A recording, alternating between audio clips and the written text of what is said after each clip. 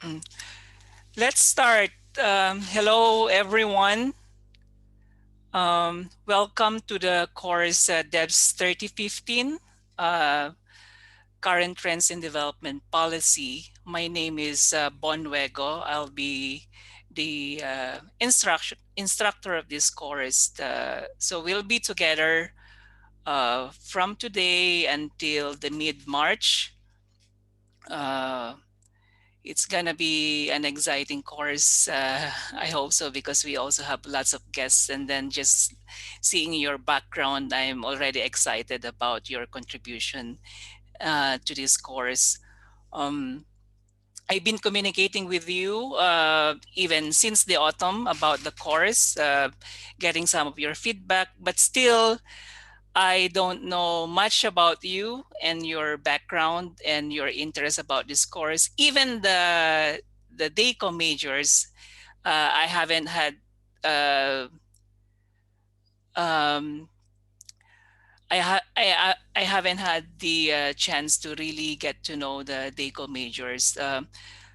So this course is also welcoming old students. I mean, those DACO majors from previous years who would like to attend some sessions. They wrote to me that they would like to join us. Okay, there are some more waiting there. Yeah, it's nice to see all of you. Welcome to the course, and just an introduction. Um, about me. I've been teaching in the program, and I've been based and living here in Uvascula since 2014. Uh, Before that, I I lived, worked, and studied in Denmark, in Danska, for 5 to 6 years. And before Denmark, I was also living, working, and studying abroad. I did my master's abroad also. I'm originally from the Philippines.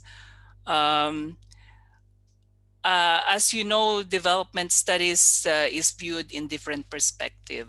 Um, you can study development from a variety of social sciences disciplines. But for me, my background is in political economy. Not I'm not really an economist, but I look at the social phenomena and also development processes from the political economy perspective. Um, and I'm happy that our class today um, has students coming from different backgrounds and country. I hope you stay, and I'm going to show you the syllabus, and we're going to discuss it about the coverage of this course, the completion requirement, and all. I can see that many of you have already seen the Moodle page of the course, and I already uploaded the syllabus there. But we're going to discuss the syllabus today. For today, we only have three agenda, not just only, but it's a lot. Yeah, the first is just to do some housekeeping about the course, getting to know each other, and also on the second part, we'll talk about the syllabus. What is the coverage of this course? What are the expectations? Um, the objectives and all those related stuff. And lastly, I really hope that we could start the lecture discussion on problems and evolution of global development policy. Um, so maybe I'll just call one by one here as I see in the screen, just a brief introduction about yourself and background, maybe about 15 to 20 seconds, and then a brief statement about your expectations about the course and what are your concerns. You know, it's just you can say anything you want. Saroj.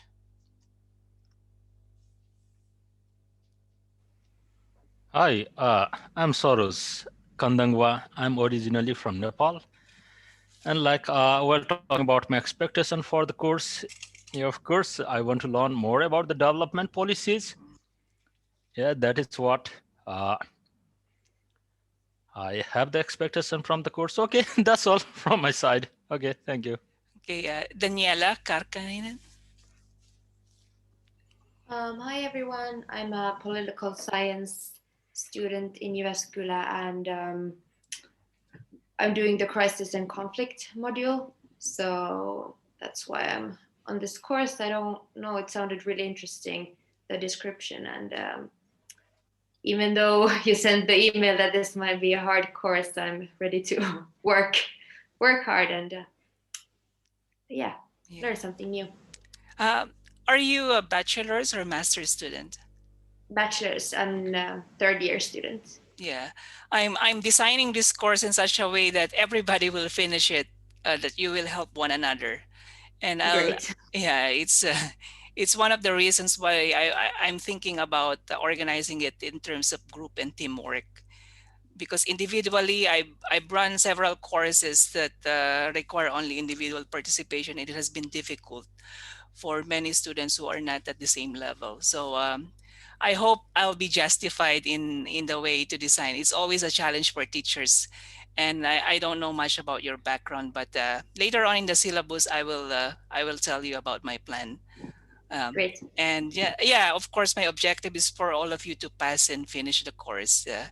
And even for bachelor's major, non-DECO majors, that you are able to catch up with the substance of the course. Okay, it's a challenge for me and also for all of us.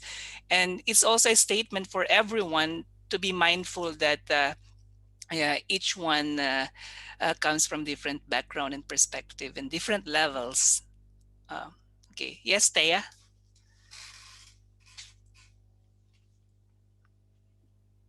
Hi, I'm Thea, and I'm a DECO first year student. What should I say? I'm a teacher. I've been teaching for 15, 20 years. Now back to studying, and everything so far has been very interesting and new to me. So I think that this course will be the same. Thank you. Lucia? Hi everyone, I'm Lucia and I'm an exchange student here in Jyväskylä. In my country, Italy, I study philosophical sciences. So I'm a philosopher and now I study in a master degree. And I would like to try this course to apply and also mixture my philosophical background with other themes and other issues. So I'm interesting and I would like to also discover something new about policy and economy, and that's it. Yeah, welcome, Lucia. Are you in Italy at the moment or here? No, in Jyväskylä. Ah, you're in, okay. Yeah. Yeah, Yanni? Yeah, hi, my name is Janni Alho and I'm studying educational sciences. I'm second year EDUMA student, but I'm interested in development cooperation and I wanted to come to this course to learn more about the related topics. It's really nice to be here. Welcome, Yanni. Emilia? Okay, hello everyone. My name is Emilia and I'm a first year DECO student. My major is in education, so I'm looking forward to familiarizing myself more with the policies around education and gender, especially. Ella? Yeah, hi. I'm also a first year DECO student and I'm really looking forward to the course. It seems interesting, especially the gender and environmental sustainability issues interest me. Thank you. You see? Hi everyone, my name is Jussi and I'm actually a theology student from the University of Helsinki, but I'm doing flexible studies, jo-opinnot in Finnish, at the moment in University of Jyväskylä. I have studied development studies as a minor for 1.5 years now. So I'm living in Jyväskylä at the moment. But are you a degree student from the University of Helsinki? Yeah, I'm a master's student Okay. in Helsinki. Yeah. Oh. Alisa? Yeah. Hi, I'm Alisa, and I'm a first year DEGO student, and my background is in special education. And overall, I'm excited to learn more and broaden my knowledge about development. Magdalena? Hi, I'm Maggie. I'm also a DECO student, and my background is in human rights, but also in transcultural communication. And I was hoping that this course is kind of complementary to the development theory course we had the last semester, and will kind of highlight more the practical side of development. Yeah. Siri? Hi, my name is Siri, and I'm studying on my second year bachelor's in social science, and I took this course as part of crisis and security module. So I'm looking forward to completing my module and learning more about policies and global issues. This course. Yeah, welcome, Siri. Rebecca? Yes. Hello, I'm Rebecca. I'm from the United States. I'm in the DECO program as well, first year, and my background is in environmental studies. So yeah, I'm interested in the fact that this is about trends, and hopefully we talk about maybe current events and policies and things that are happening right now. And like Maggie said, more practical. So thank you. Heidi? Yes, hello, my name is Heidi Honkajuuri, and I'm also first year DECO student. I'm majoring in development studies, but however, I'm working in the vocational special education school at the moment as an international coordinator, and I'm actually writing a educational policy reform project for EU Commission at the moment. So I'm really looking forward to learning about the policies and understanding also the educational side of them more. Yeah. Hi, Heidi, you're a DECO major, right? Yes. Yeah. So you will continue with the project management course in the fourth teaching period, where we could work more closely with your interests as well. And then Julia? Hello all. So I'm Julia, and I'm also studying program for the first year, and I'm doing also the master's degree in special education at the same time. And I don't have that much expectations, but I'm very open-minded. Yeah. Your name is Wajahat, right? Yes, Wajahat. Wajahat. Okay, I am Wajahat, and I am a DECO student in of first year, and I am originally from Pakistan. And I am expecting from this course, it's like I think it's gonna help me out in my practical working life. That's it. Thank you. Jan, happy that Jan is here from previous year. You're muted, Jan. Hello. Hi, everybody. I'm the second year master student for DECO program. Last semester, we had this course. I was fully interested in this current trends of development. But due to the coronavirus situation, the part related to the contacting the local organization was missing. So I'm looking forward to I can have the opportunity to join EU, especially that part. Thank you. Yeah, thanks, Yan. Hope you could follow us. Ahi? Hi, my name is Ahi. I'm also a Daiko student and I'm currently in Korea. And yes, I'm also excited to learn how the development theories are applied in the policy and want to learn more about it. Zhaowen? Yes, hi, I'm Jiabeng from China, and also a first year student in DECO program. And also looking forward to learn more about the development policies. And nice to meet you all, and a very lovely dog I see in the camera. Yeah. Yes. Dimitri? Hi, my name is Dimitri, and I'm also a first year DICO student.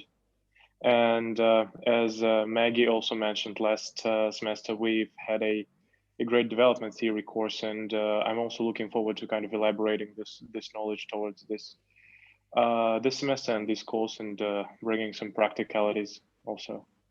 So I have also some very high expectations on this. Thank you.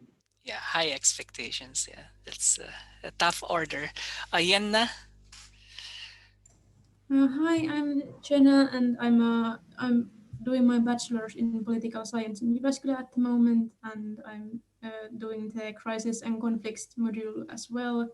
And this is why I'm in this course, and I'm excited to see what this course brings.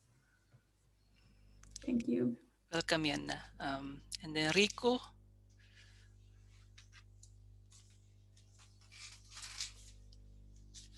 Hello all, my name is Riku. I'm a first year DECO student, and I'm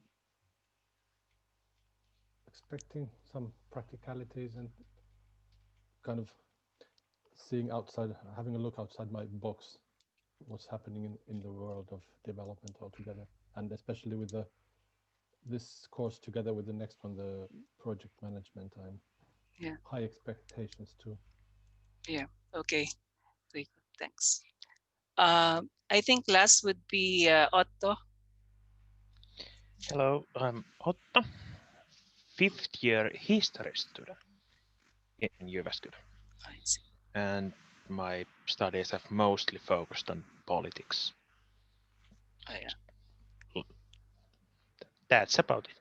Yeah, it's very much relevant. That's And easy. also my computer does not have a camera, so It's okay, Otto. Yeah. Okay, I think everyone has already introduced his or herself. Okay, I did not miss anybody. Again, welcome to the course. I'm really happy to hear your background, your names, your voice, and see most of you virtually. Thanks for letting me know of your expectations and objectives. And I, together with you, should try to meet all these objectives and expectations. The success of this course would really depend on our collective efforts. My role as the instructor of the course is more of like a facilitator for your learning.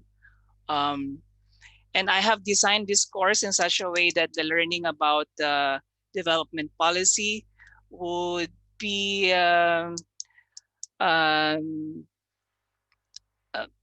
well, I'll try my best to make it a bit easier and understandable. I think it's much more important to be understood rather than to amaze you all with all these jargons and theoretical abstractions, especially that the participants of this course come from different backgrounds and levels.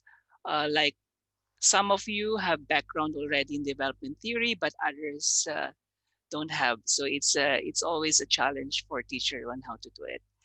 So there may be some moments when you would say to me or to the guest lecturer that, Bon, you're making it too easy, but for others it's difficult.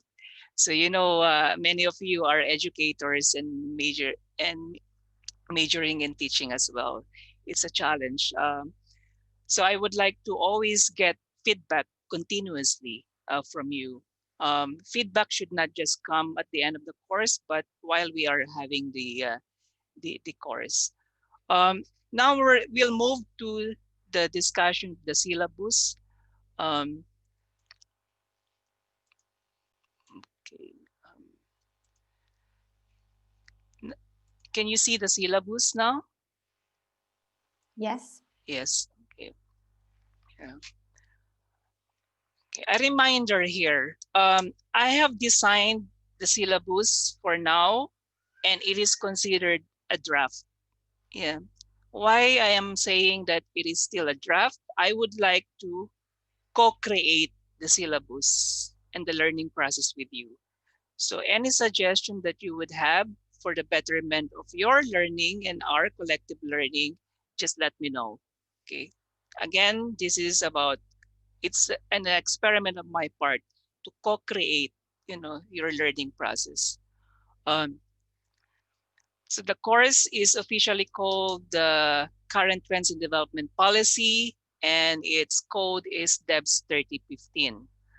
Um, the course is a mandatory one for those majoring in the master's program in development, education, and international cooperation.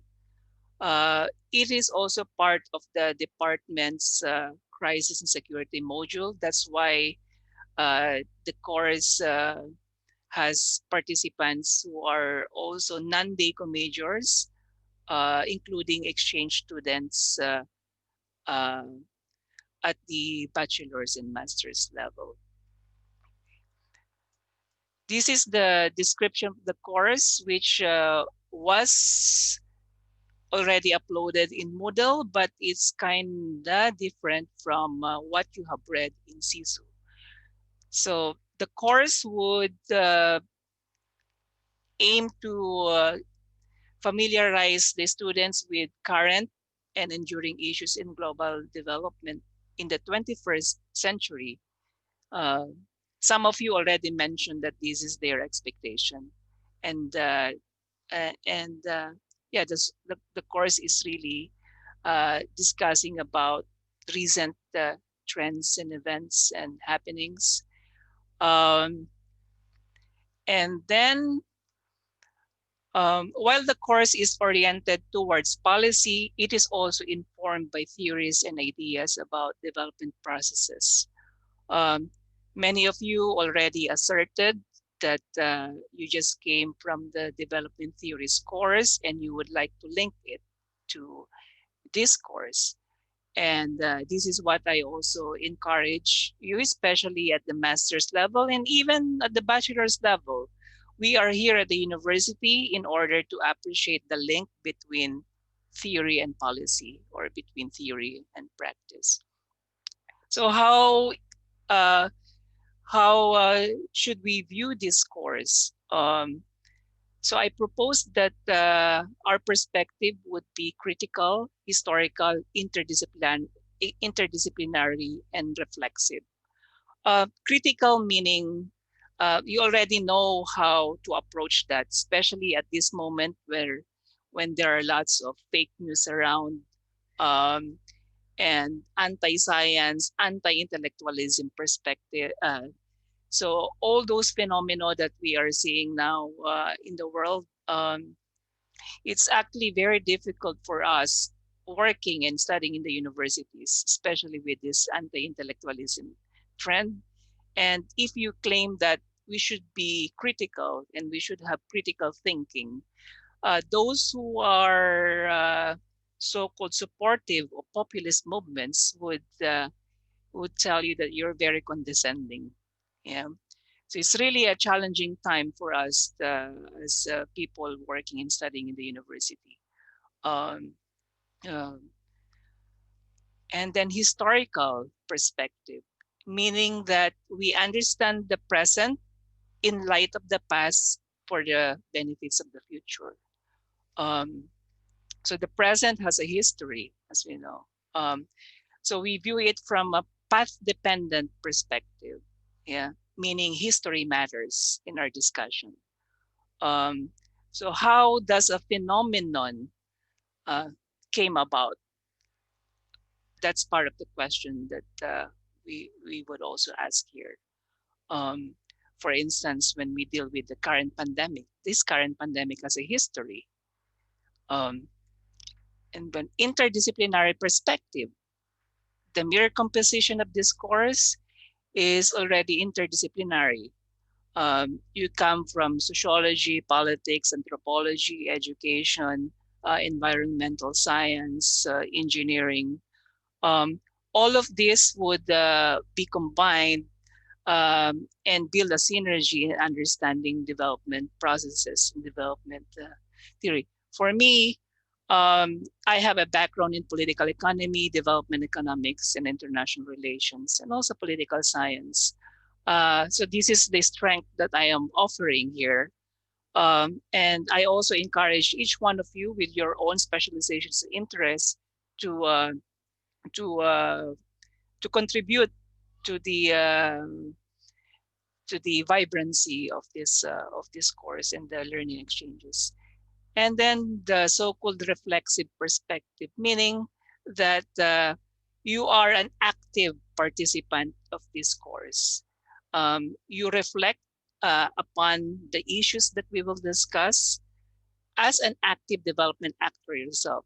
You know, as a citizen of a particular country, a citizen of the world, um, or just a simple human being which interacts with the larger society and with others. So, so that's the kind of reflexive perspective that I'm also encouraging you. And I'm also very happy to hear that you have asserted that you have an open mind about development policy issues. Okay. As you may have already known, development policy has many areas of coverage, but for this academic year, 2020-2021, I propose that we should focus on four development sectors and issues. One is education. Um, Second is health. Third is women and gender. Fourth is climate change and ecology. In education, there are so many issues under education. Uh, some of you would like to work on the issue of the global learning crisis or the idea of human capital development as proposed by the likes of the World Bank. In terms of health, you may want to talk about access, health inequalities issues, health security issues, or the so-called agenda on universal health coverage. For women and gender, some of you would like to talk about and study further women's rights issues, LGBTQI issues, gender equality issues. It's up to you. So these are what I have written there are just examples. And then climate change and ecology. So climate action and other related environmental initiatives. So these are the four main themes and issues that I'm proposing. But later on, as we go along, maybe you can come up with something like one, we would like to work on this particular project, but it's up to you. I'm still open, but for now, these are the four main issues that I would like us to focus on. Okay, completion methods of the course. I would encourage active participation in seminars and workshops. Now, it's very difficult because we are almost 30 here. Of course, the usual is that you can just click the icon to raise hand and then I will acknowledge you. You can do it that way, but sometimes the speaker does not see it every time. So I would encourage you, if in in case I cannot hear you, you think that I can't hear you, just switch on your mic and then speak up, and then you can interrupt me anytime. I'll be more liberal about it. Um, as you know, that this course, I mentioned to you that this course was approved as contact teaching, but with the coronavirus situation, we are restricted not to do that. We are following the recommendation that we should do distance learning. And if we would do it in the classroom, it should only be limited to 10 participants. So it's really a challenge for me if I would choose who are the 9 participants who should be in a classroom at particular lecture session. It's doable, but it's a hassle. And many of you are actually following it online. So I'm also just thinking that we can do it online. And I'm designing the course in such a way that it can be completed through virtual learning interaction. And the main completion method here would be a group essay. I will discuss about how to do the group essay later on. What are the digital learning tools that we have? So we will rely much on Moodle, and then Zoom. We will have the meetings in Zoom. Google Docs. I already did it to you when I asked for a survey response from you about your interests, and we will also have YouTube page. So by the way, you are also, it's not just me who will contribute to these learning tools. You can also upload them to these sites, and then also you can send them to me.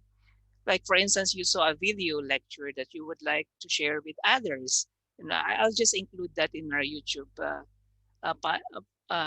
in our YouTube page. So please contribute to everything. And then Corpi mailing list. I think you already received a notification about about um, um, the Corpi. So we have a mailing list created. So it's DEVS3015 _ 2021 at corpi.jyu.fi. Let's try to communicate with one another there in that page, because for DACO we have our own mailing list, but I'm suggesting that we just communicate in this Corpi mailing list. Okay. In Moodle, I think you have already seen our Moodle page. I will. Where's the Moodle now?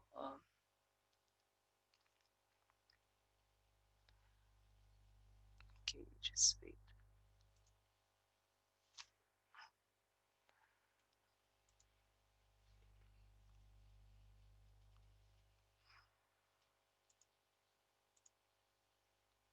I'm just sharing the Moodle page at the moment. I'll try. Okay.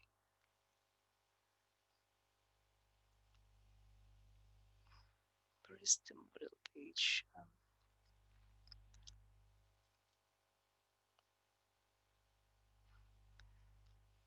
Why can't I see the Moodle page?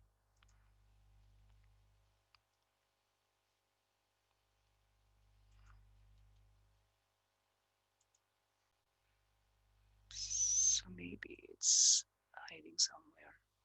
Here. Can you see it now? Can someone respond? Yes. Yeah, this is our Moodle page, and I expect that everyone is familiar with Moodle.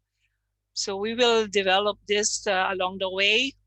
Here in Moodle, you can see the syllabus, announcements, the lecture sessions that we have. I will upload there also the reading materials, and then our guest lecturers will also contribute their materials. So not every reading material and reference is in Moodle yet. So visit that. We will be very active in Moodle.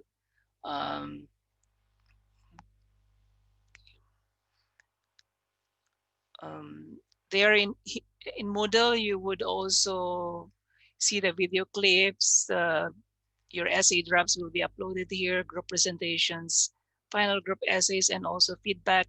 There are links here as well. Like, for instance, there are some references here. I won't click on this anymore, but yeah. So please visit Moodle from time to time. Okay. Now back to the syllabus. Class arrangements, we'll have online streaming of lectures and seminars in real time. Recorded videos, I'll try my best to record everything. And as for my sessions, I will record them, but I cannot promise that our guest would agree with the recording. But I will ask for permission from them for academic purposes so that they would accept our request for recording of videos. And then group meetings, you will be working in groups. Assessment and evaluation, you will do group work and then the final written output. And of course, I also expect active participation. The course is worth 5 ECTS, 5 credits, which is equivalent to 135 working hours.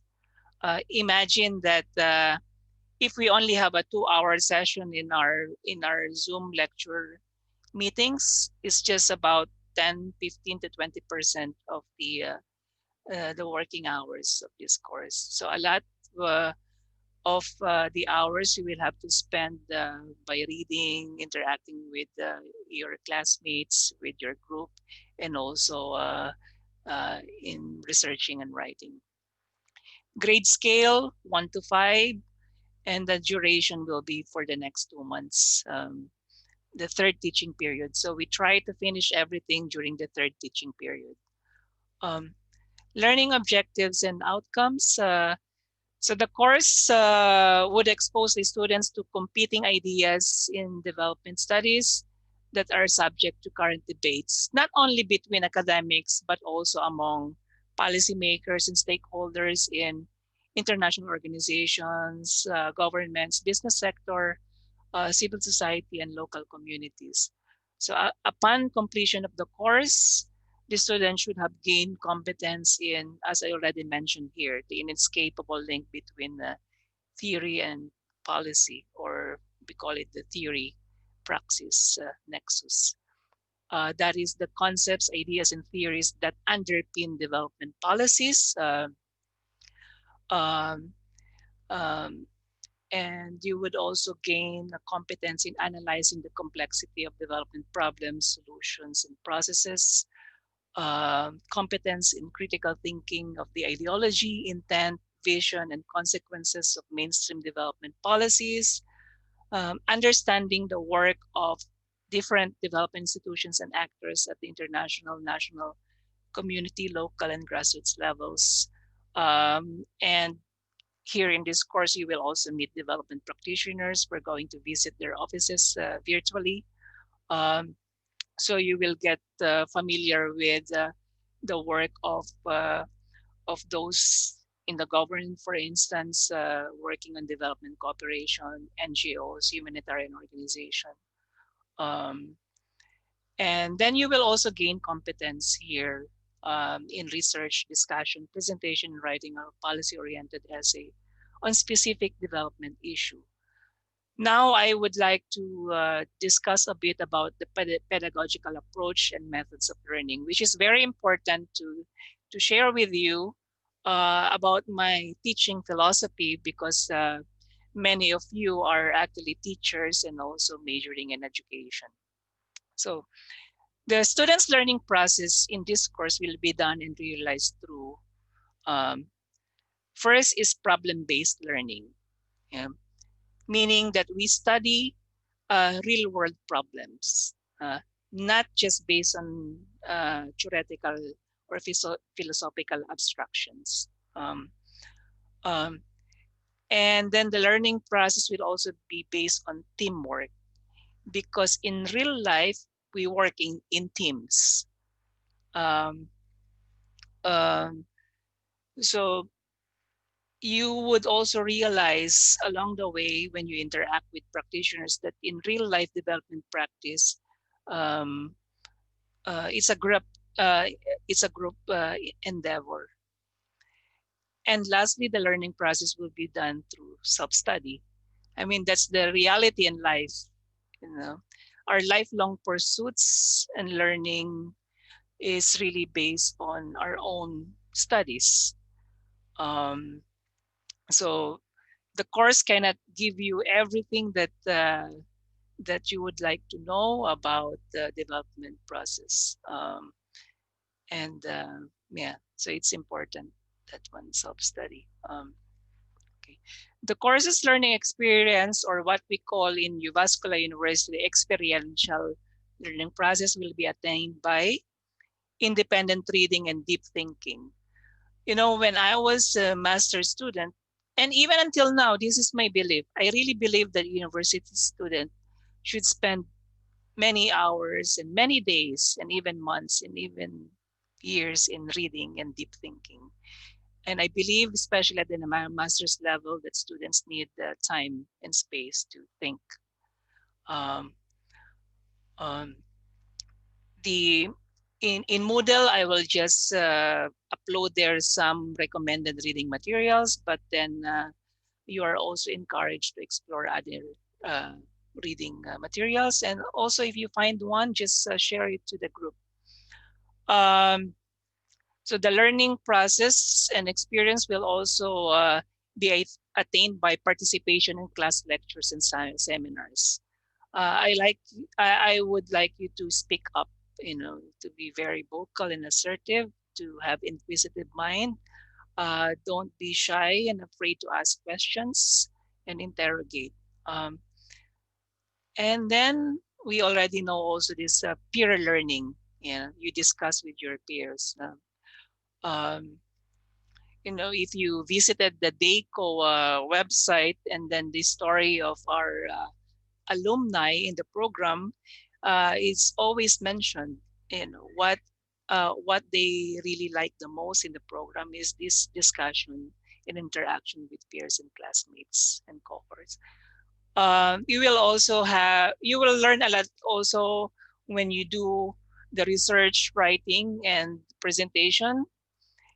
And then I also value the giving and receiving of feedback. You know, that's how we develop even at the individual level.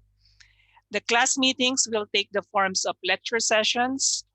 Um, um, Students meet the practitioner seminars, so we will have this discussion series and the virtual field trips and discussions with with those working in ministries, NGOs, and humanitarian organizations, and other specialists in development. So as a teacher, I will provide you with guidance, not just the lecture. I will also propose to have consultation meetings with groups sometime in February. So I would like to call it like the mentoring kind of system, so that because we only have limited time in Zoom lecture sessions, like 1.5 hours, we only touch on the general issues here, but in the mentoring sessions, I will have to deal with your project in detail.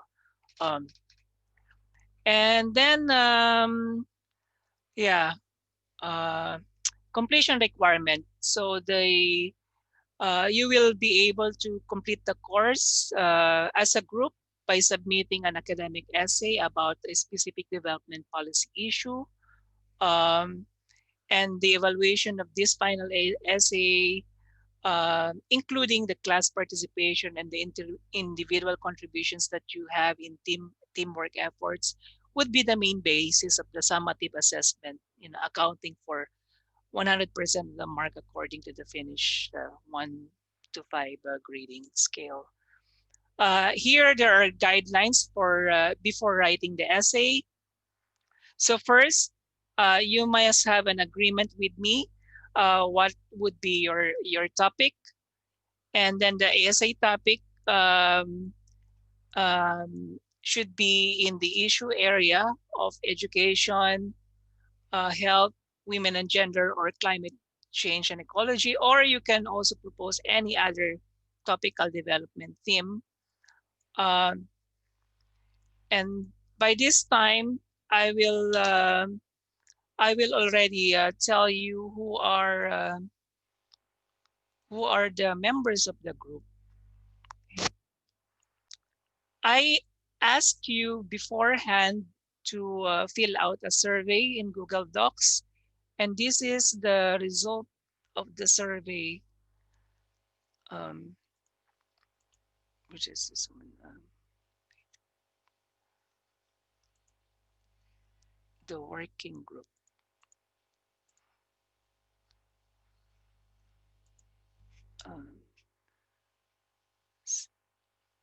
Where's the working group now? This is not the one.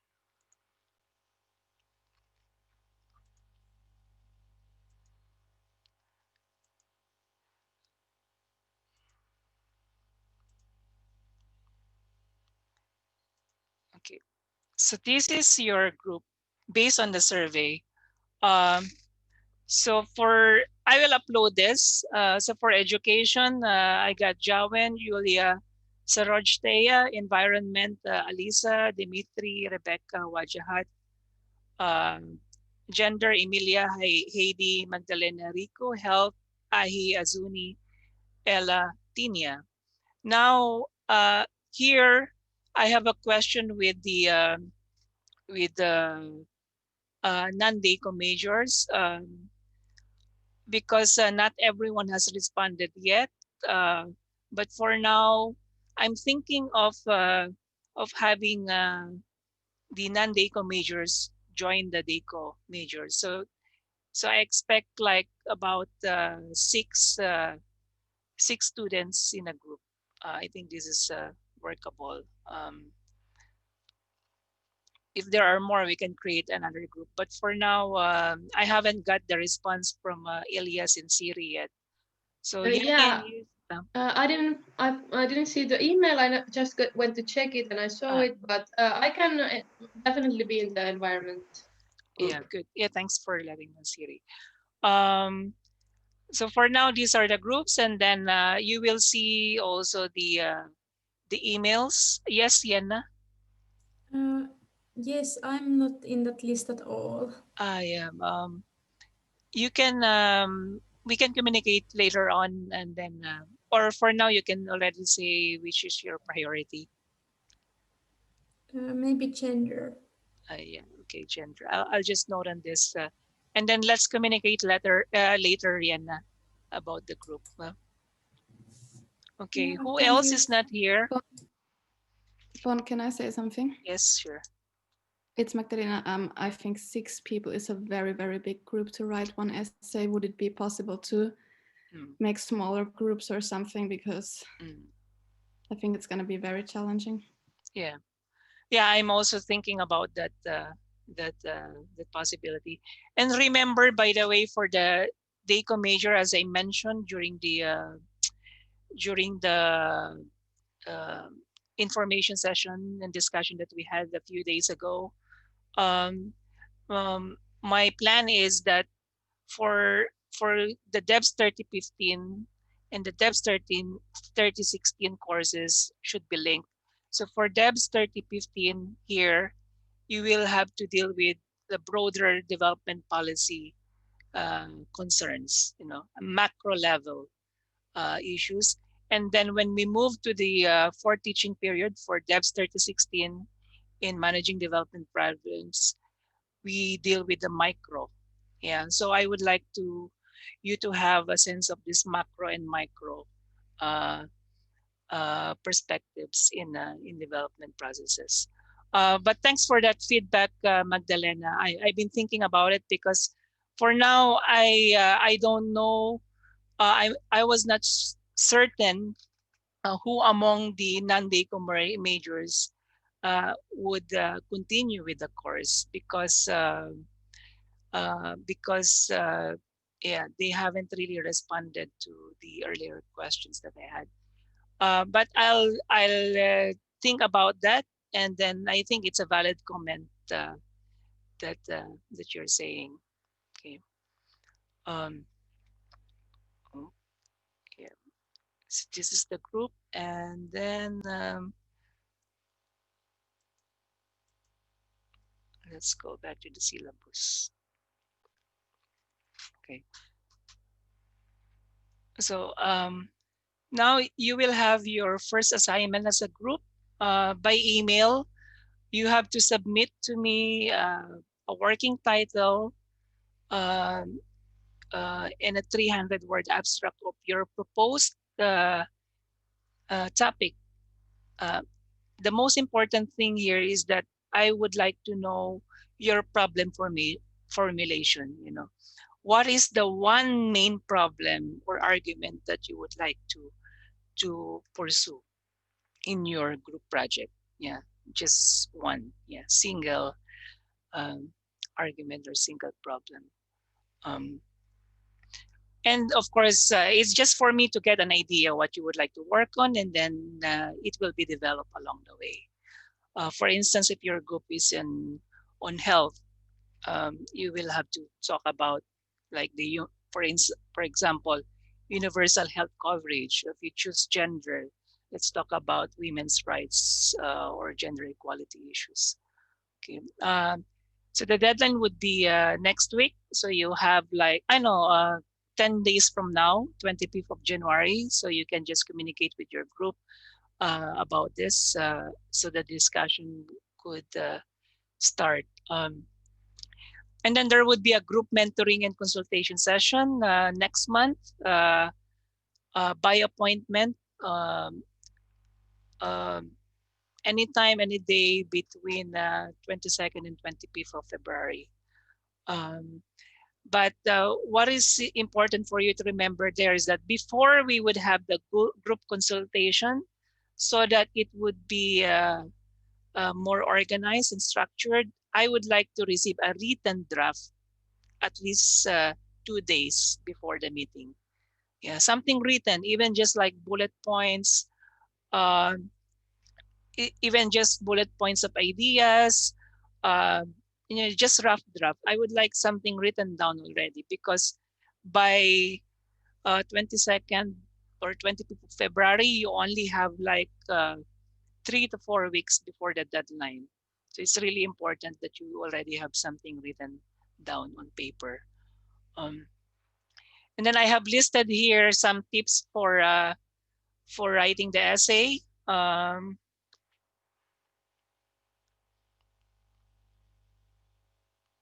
Okay. Yeah. So a good essay is well structured, problem-based, argument-driven, and or empirically grounded. I'll continue to return to this when we do the consultation meetings. So it must discuss and analyze a specific problematic in development. In particular, it should have a clear problem formulation or problem statement. It must advance an argument or a thesis statement. You must critically reflect on relevant literature. It must also be informed by both theory and empirical evidence. It should answer the chosen problem analytically. It should be more explanatory rather than descriptive, not the Wikipedia-like of descriptive essays that I've been seeing from many students, even at the university level. You have to provide recommendations in the end for further research or concrete policy measures. And lastly, you have to observe proper referencing. So these are like the academic training that you will have. And I hope that all this will be developed and enhanced along the way. Submission of essay, the length of the essay should have a maximum of 8,000 words, excluding references. It's up to you what you like to follow as a reference style guide. The deadline for submission of final group essays would be on the 12th of March, which is like the last working day of the third teaching period at 12 noon. So submit that document to me in PDF by email. So this is our course schedule, which is in Moodle. So here a reminder is that please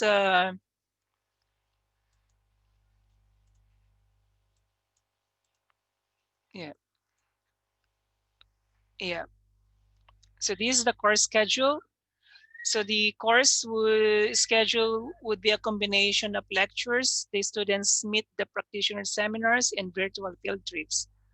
And please visit regularly Moodle, SISU, YouTube, and the Corpi mailing list for updates, for all the references, for the communication, because so far these are tentative and they may be subject to changes. So today we're having this. I'm not sure whether we would still have time for the problems and evolution of global development policy. This is today. And then next week, Thursday and Friday, we'll have 2 sessions with me. I'll have the brief history of development theories and policies. So we will have to review your development theory there. And then on Friday, contemporary development policies and institutions, strategies against poverty and inequalities. And on the 29th of January, we'll have the first Students Meet the Practitioners seminar entitled Finland's Development Policy Today. So who's going to meet us there is like the Secretary General of the Development Policy Committee of Finland. And then on the 5th of February, we'll have Women, Gender and Development session. We'll have the Executive Director of the UN Women Suomi, or the Finland National Committee for UN Women.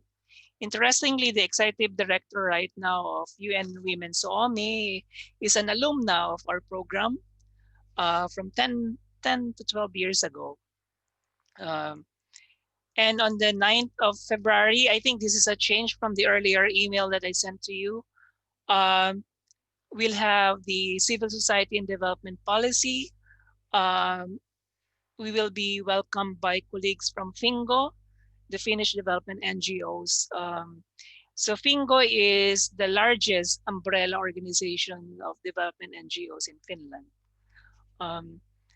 And on the 12th of Friday, 12th of February, we have the Development Day 2021. This is the annual conference of the Finnish Society for Development Research. I'm actually a board member of the society.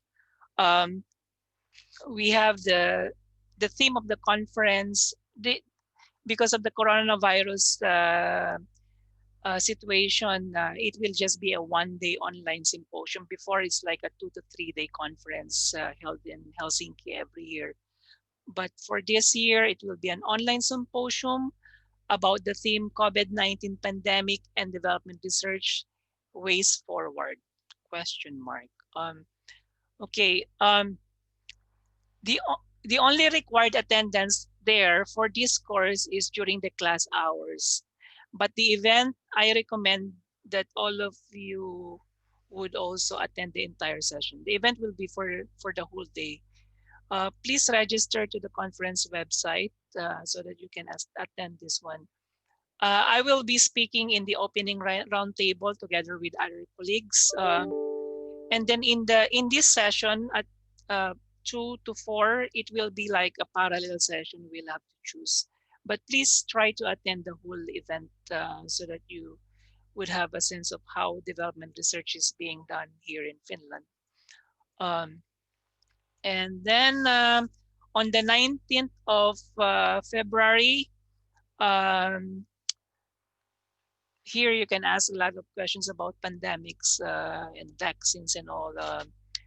We'll have a topic on global health and development. We'll have speakers from the Ministry of Social Affairs and Health of Finland, particularly from the International Affairs Unit. And then I already mentioned during the February 22 until February 25, you can have an appointment with me to have the consultation for your group projects. And then on the 26th of February, we'll have a topic on global education development with Finn Church Aid. Finn Church Aid is Finland's largest humanitarian organization. It's also an NGO. And then you'll have group presentations on the 5th of March.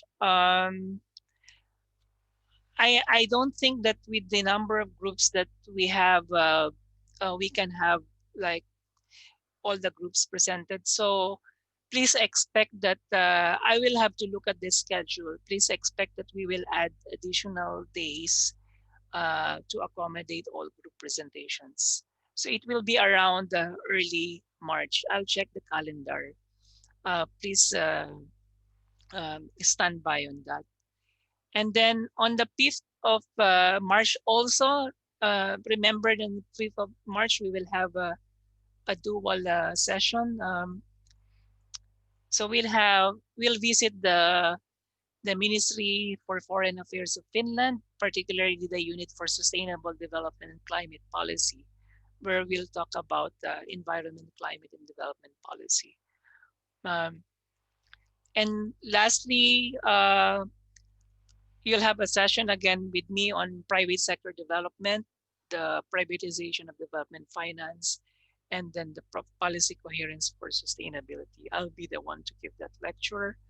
And then the deadline for, so we have a full calendar. I really hope that you would be present in these meetings. It has been very difficult to organize them. Imagine coordinating with different people and organization. And I've been organizing this since the autumn. But please also expect some changes that may possibly happen. I don't know. I mean, we just requested their time and participation here. But so far, we have agreed on these schedules and dates and topics. So I hope you're gonna enjoy all these sessions. Okay, do you have questions so far? Can I ask about the group presentation? Is the topic topic of the presentation going to be the same as the topic of the essay? So is the group going to present what they wrote in the essay? Yeah, so that you also get feedback, not just from me, but from the collective, from the entire class, to be able to improve your work. Okay, thank you. Yeah. And by the way, you will have to do assignments for every session. And this is also very important for you to do your reading and also to be prepared in the meetings that we will have with practitioners. So I call it the Q&T tweets. These are like, so before and after a lecture session or seminar, every student writes short tweet length comments, questions, and takeaways about the topic and theme of the day. For instance, we would meet the health and there are readings in Moodle. What are your questions? You know, just short questions. I call it tweet. You know, Twitter only has like 280 characters. There's a link from Moodle leading you to this Google Docs. So for instance, yeah, questions, just list it there. What I would like to learn about the problems. Yeah, so you will have to reflect on what would you like to learn about the topic. That's for the question, just before the meeting session. And then for the takeaways, that's after the session, the seminar. you will write there just short tweets. What have you learned from the discussion? Meaning, it's your takeaway, what you would like to remember from the seminar and the class discussion. Or you can also just write there, what more would you like to learn and explore? So every session would have this link. So fill this out, and then you just have to write your name and then just a few questions, so that I would also have a sense about your interest. And if no one would have the courage to speak up, at least I would have the list of questions that we could relay to the guest lecturers that we have. I think it would be a good exercise, and everyone can see this document so that you can also have a sense what your classmates have in mind. Yeah. So that's the Q&T assignments that we would have every session. Yeah, before and after the meetings. Okay. And then, okay, do you have any other questions? Because I really would like to do my lecture.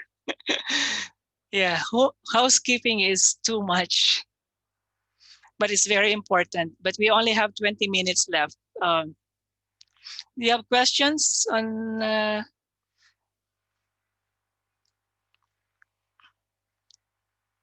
Can you see the slide? I have a question about the groups. Yeah. Will we take contact to them like by ourselves, or are we gonna talk to them during this lecture, or when are we gonna do that, or just email them, or what? You will. I showed you the. I showed you the directory of the class, so you just send an email to one another. This is the one. So you will have this list, and then you can already see the emails, but most likely you know one another. Anyway, so it's by your own initiative. You communicate, and then for your first assignment, you would decide on what would be our topic as a group. Yeah, and what's the problematic that we would like to address about development policy. You still have some time to think about it, because in the next lecture sessions that we will have development theories and history, and then we will have contemporary. So you will get more ideas about it. So you can postpone the meeting later on, but for now you can start reading up about a particular development policy issue that puzzles you the most, and then you discuss and negotiate it with your own group. Yeah, so I would expect you to initiate the communication and contact with one another. Okay. So did we come into an agreement with the size of the group? Not yet. I will communicate with you later on. I'll think about it. I've taken notice of what Magdalena mentioned, that 6 in a group may be too much. But I was just thinking that it would be also good for non-DECO majors to be integrated into the group of DECO majors. Yeah. So I'll think hard about it. And you can write to me individually also about your feedback on that.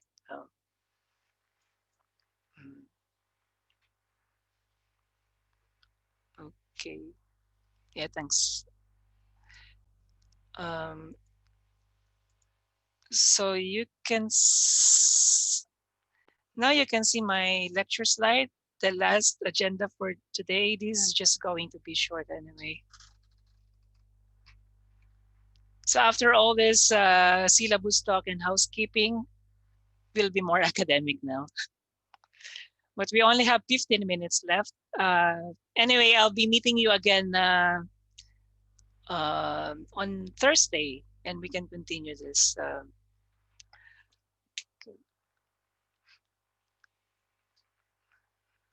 Okay. The first lecture session is entitled Problems and Evolution of Global Development Policy. Okay. what are my learning agenda and objectives for this session? So I only set out two. One is for you to have an overview of the evolving global development policies since the 1960s, or the so-called first development decade of the United Nations. Basically, and this is just the key message that I would tell you and what I would like you to remember, that there have been three major shifts in development policy since the 1960s. The first is the shift from what it's called from needs-based to rights-based approach to development. The second shift that we are seeing is this from state-managed to market-led development strategy. And the third shift is from the MDG, or the Millennium Development Goals, to the SDGs, the Sustainable Development Goals. So that's just the key message that I have, and I will expound on that later on. But now you know the key message in this session. Even if we cut it off now, you already get the keywords in there. Yeah. And my second objective here is for you to be familiar with the complexity of development processes and the variety of development policies, programs, strategies, projects, sectors, and actors at different levels. Okay. If it's in the classroom, I would like to have a group discussion with you, but we are running out of time. Of course, the first question you would like to ask for this course is, what is development policy? As you already know, especially the DECO majors, development is a highly contested concept. But for me, I would like to see development as a process and in terms of relations. So if you view development in terms of processes, it would entail in a whole lot of complex issues, interrelated issues, or interdependent phenomena, interdependent spheres, social, economic, cultural, and then in terms of relations, meaning that it's a relationship between societies, between communities, between individuals, or between an individual and a community, individual and society. But what we are emphasizing in development really is what we call an equal relationship. Yeah, an equal relation between the rich and the poor, between the global north and the global south. So it's the relation of inequality that we are interested in development. Most likely and traditionally, development studies is actually about the study of developing countries and the poor.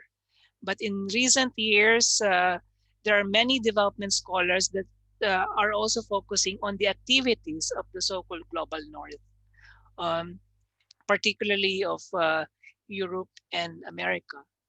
But the way you define development is it should be, for me, it should be normative. In the philosophy of science, for instance, Lucia is in philosophy, there's a difference between a normative take and a positivist take. Normative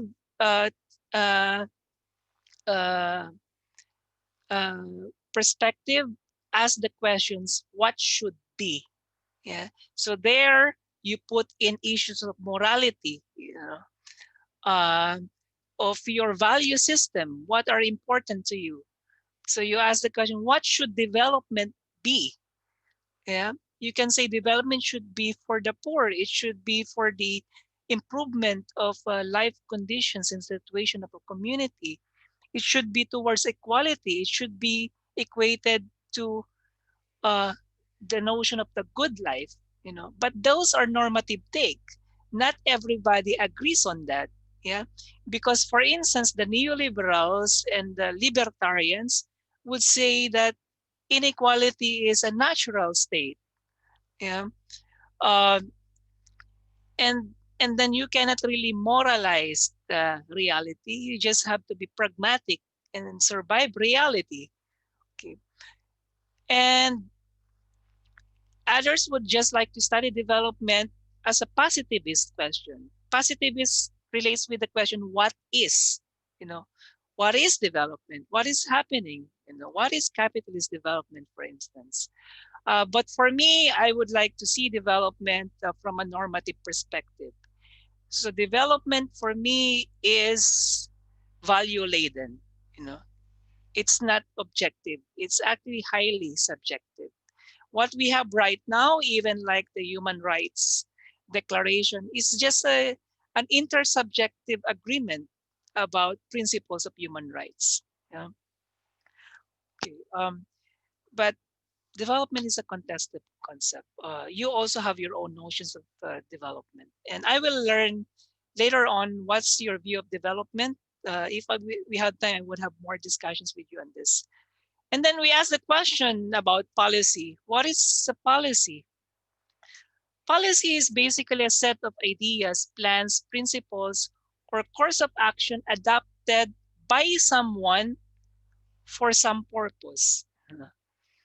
It's just like in international political economy, for instance, there's this critical approach that says that theory is always for someone, is for some purpose. Yeah.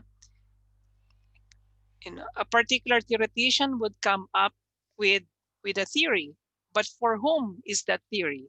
For whom is that policy?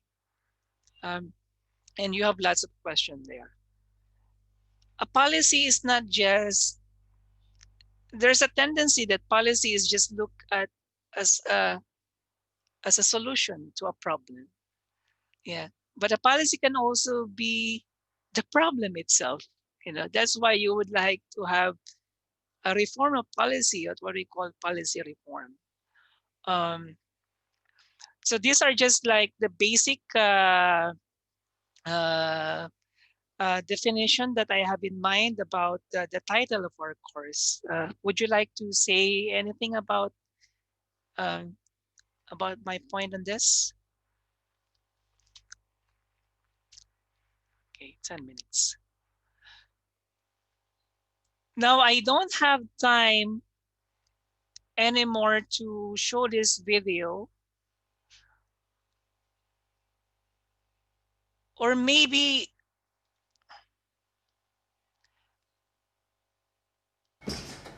Hyvin.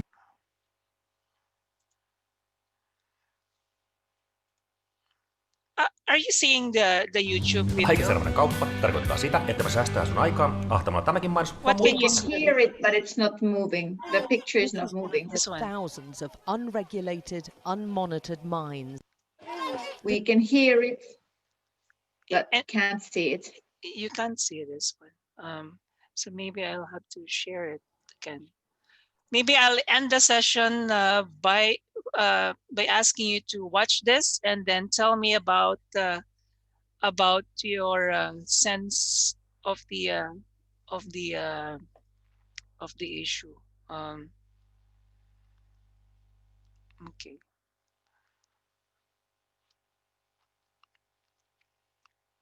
Where is this one?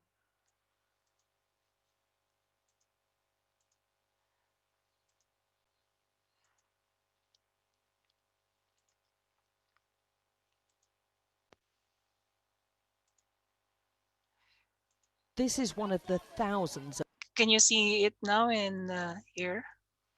Yes. Okay. I can anyway. Unmonitored mines. This is one of the thousands of unregulated, unmonitored mines in the DRC. It's crawling with children, working like modern-day slaves. A 12-hour-long day of punishing work may earn them the equivalent of £1. Although one of the poorest countries on earth, DRC is rich in minerals. But a history of brutal colonial exploitation looks like being repeated now, in 2017. Much of it's mined by hand, with rudimentary tools in harsh, potentially hazardous conditions. And wretched whether or not, the rush is on for a mineral the DRC has in great abundance, cobalt, and it's fast becoming more precious than gold. It's a critical ingredient in lithium-ion batteries which power smartphones and laptops. An army of children are at the heart of the mining production. Wearing no shoes and in the most wretched conditions, Dorsan is ordered to retrieve the sack he's forgotten. There's an urgency now. The rains make this dangerous work even more risky, and Dorsan's told in no uncertain terms he risks a beating if he messes up again.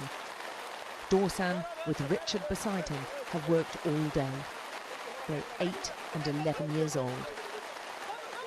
Even this punishing work doesn't guarantee enough for food. Dorsan hasn't eaten for 2 days now. This is what helpless looks like, and he's one of the children making millions for multinational corporations in America and China whilst they suffer in squalor. For this, they'll get maybe 8 British pence a day. Walitusukuma tunaenda tena tunarudia. Ndio nashikia sana mkongo inauma. Kama mimi natumia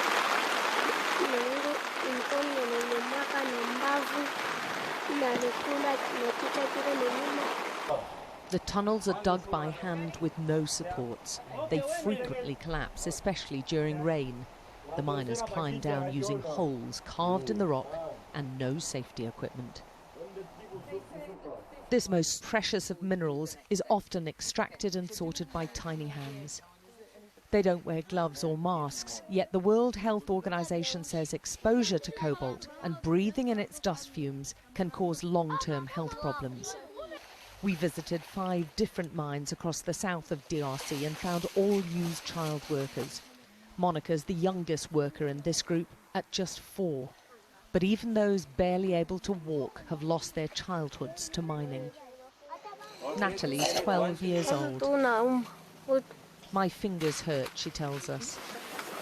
Miles away on a different site, Makumba Mateba shows us the cobalt tunnel he's dug with 3 of his friends. It's physically tough work. They removed all this rock by hand over nearly 4 months. It's incredibly insecure for them. Although this is really rich in minerals and it's going down just 15 meters, there's no support bars, they have no protective masks or protective equipment at all. And right at the bottom, I can see water. It's his village's water which Makumba's convinced has caused his health problems. After a lifetime of drinking it, he has a huge tumour on his throat. Quand on est en train de travailler à Kitowe, là on cultive la tomate, en train de cultiver, si j'ai soif, je pars puiser de l'eau. There are countless reports of other health problems from those living nearby and working on the mines. On trouve les infections, mingi ni mama infection, ndio ile tunaona huko. Kasi mama anatumika makariere sana, tazama mtoto na infection shulungula, mingine kuna bima buton, mingine ndio tunaona donc makozi ile natoka mama mingi baninda makariere. These twins are just 2 days old, and although small, so far they're healthy, to the relief of their mother. Hii manini maminere ishu naleta maproblem kama wewe mwanamke unaenda kutumika hapo. Binaleta maproblem ma difficulty kama una mimba. Bo shi mwanamke ni mama yangu kunetupeleka kukwesa mama yangu kunetupeleka tunaenda kutumika. But even if they stay healthy, the twins face a lifetime of hard labour as soon as they can walk. The children's cobalt is sold cheaply to mostly Chinese traders who we film secretly. They don't ask questions about where their cobalt comes from or who's worked to extract it. They just want the best price. The black part is cobalt. Even those who aren't Chinese, this trading market has Indian owners, told us they sell onto the dominant Chinese exporter of cobalt, CDM. The cobalt first mined here is then sold again to the Chinese parent company, which then supplies some of the world's biggest battery makers. And those batteries, with ingredients which originated in DRC, end up in, for instance, smartphones. It's an intricate supply chain which allows easy deniability for the multinationals making huge profits. An investigation last year by Amnesty found similar human rights abuses. Nothing appears to have changed. Most of these child miners will never own a smartphone. They barely survive from day to day. And many other children like Dorsan will be back again tomorrow, digging out one of the most sought-after minerals of our time for a pittance. Alex Crawford, Sky News in the DRC.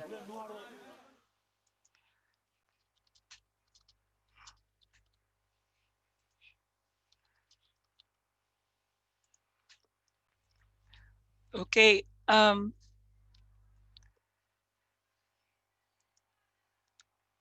We only have 1 minute left. Do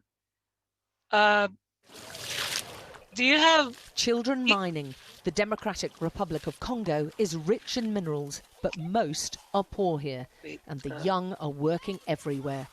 It's often the only way to survive. We're searching for 2 little boys we last saw months ago.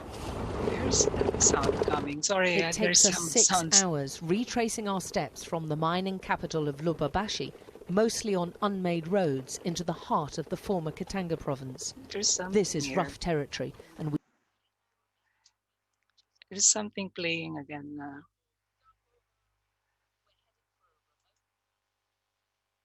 Okay. Yeah. I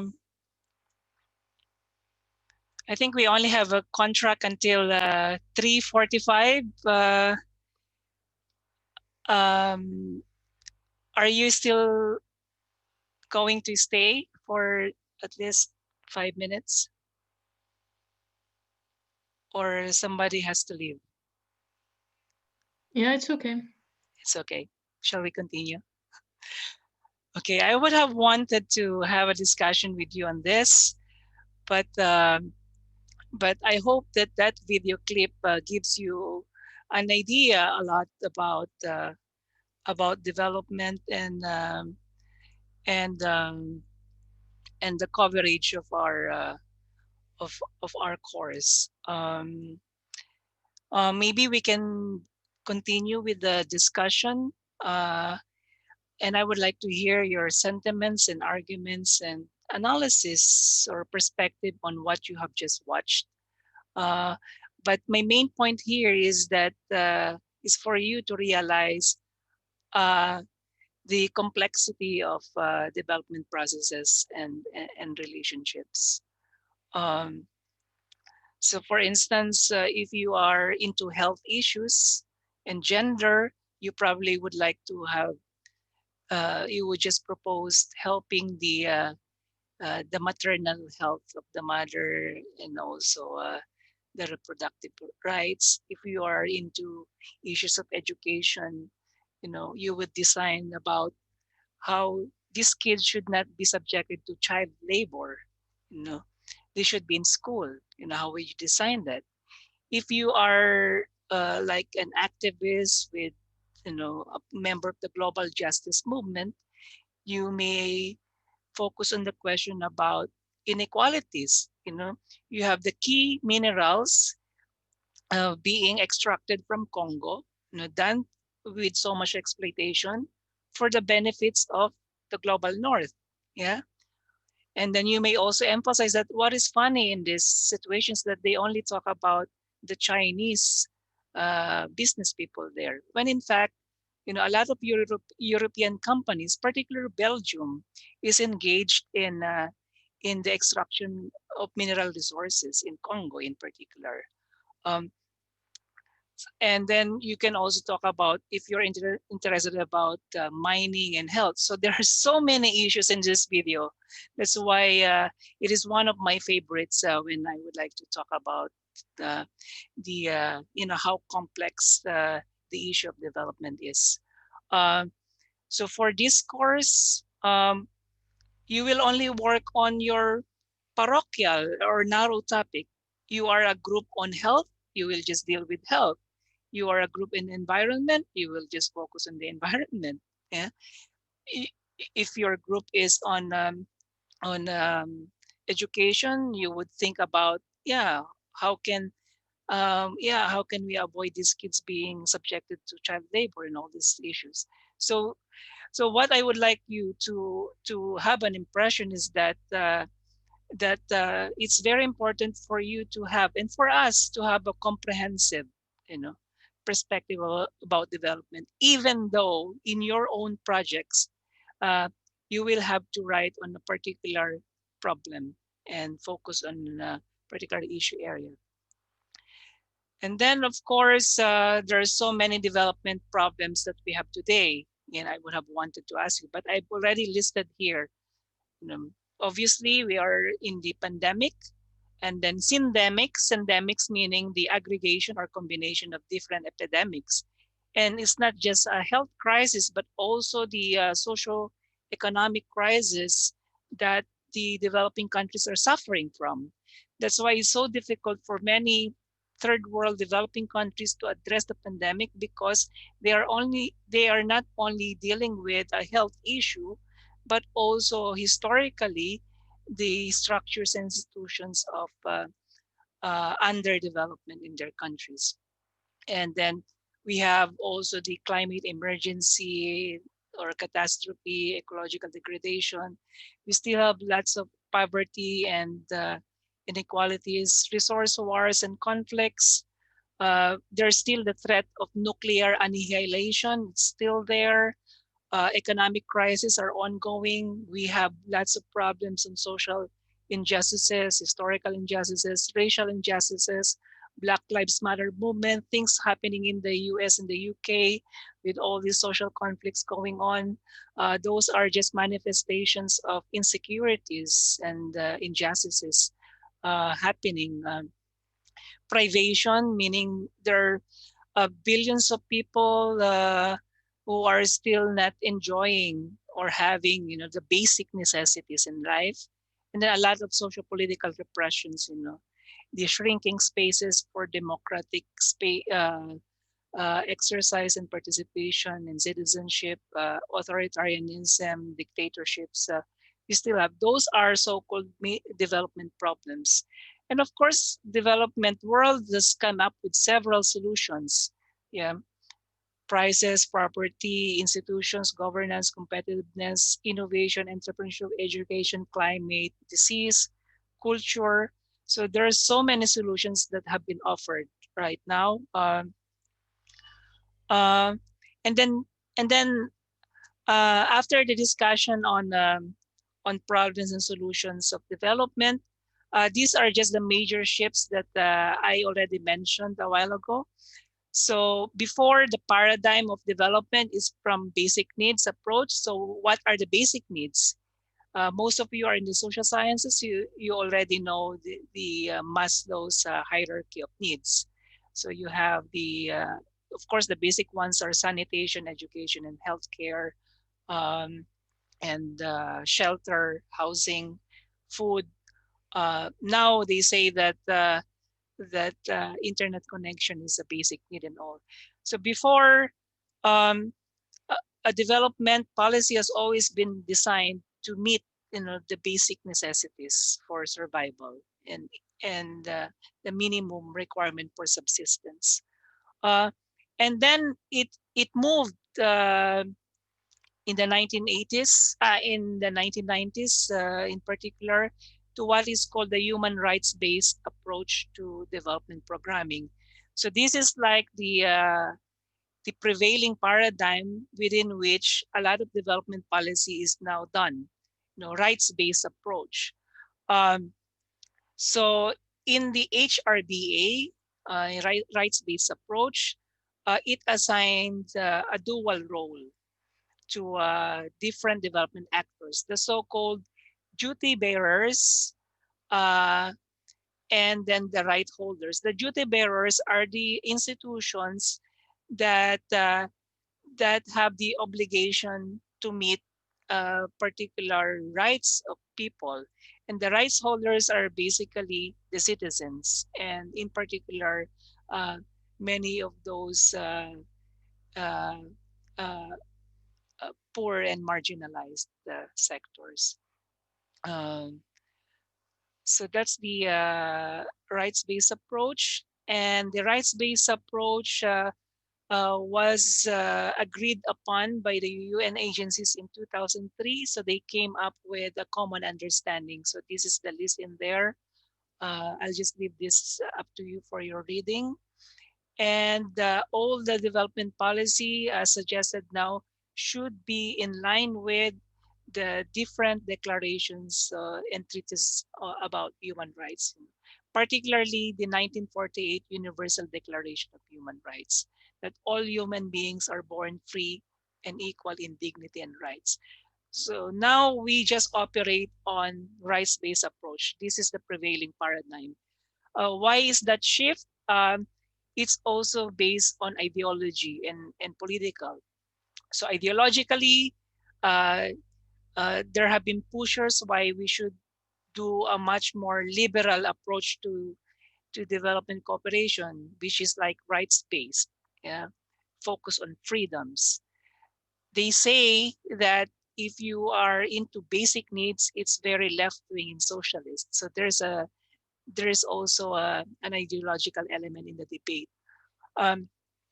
And then from a political economy perspective, we have also seen a shift from what we call state-managed development to market-led development.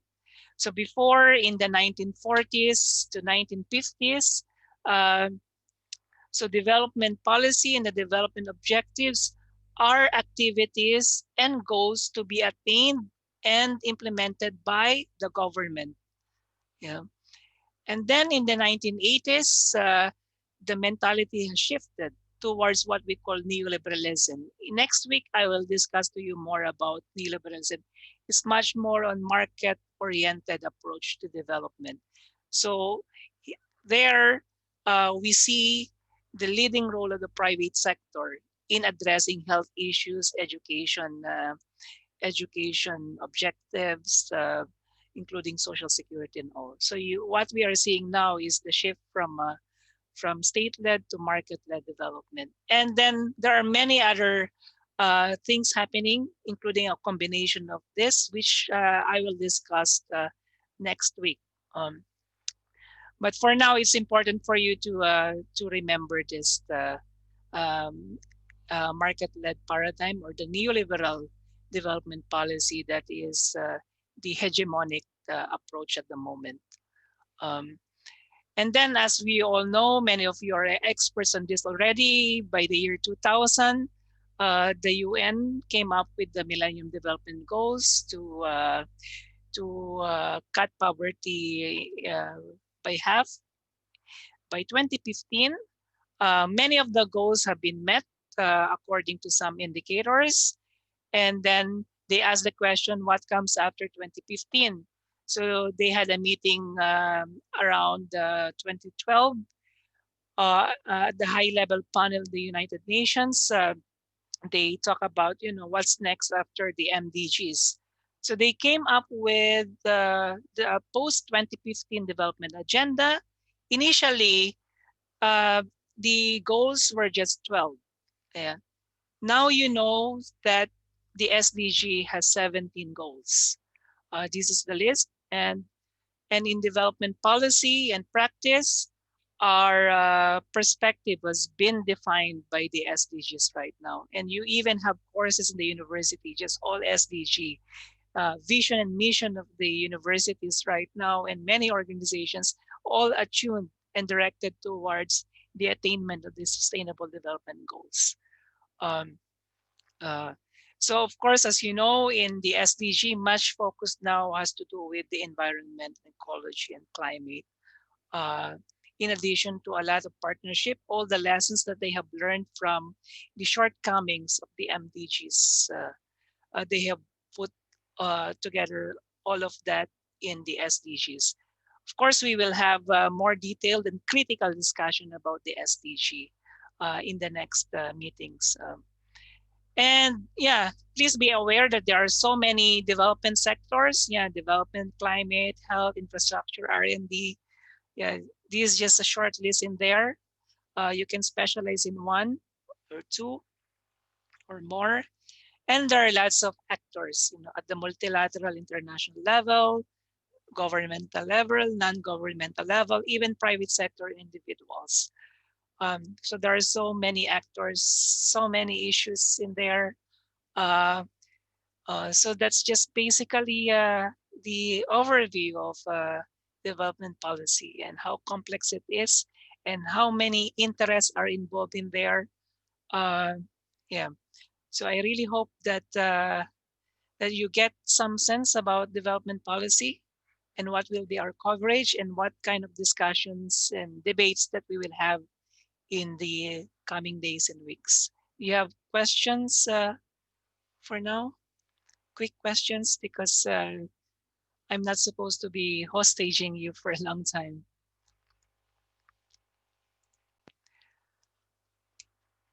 The All groups the will come to slides, the Moodle, right? yeah, all the slides will be uploaded to Moodle. Okay, and the groups also and the emails. Yeah? Yep. Yeah. Yes. Okay, thank you for the day, and then let's communicate by email about the grouping and some updates on the course content. I hope the session has been interesting and encouraging for you. So thank you for today. Yeah, sorry for the overtime. Thank you. Thank you. Thank you. Thank you. Thank you, and have a nice weekend, everybody. Yeah, you too.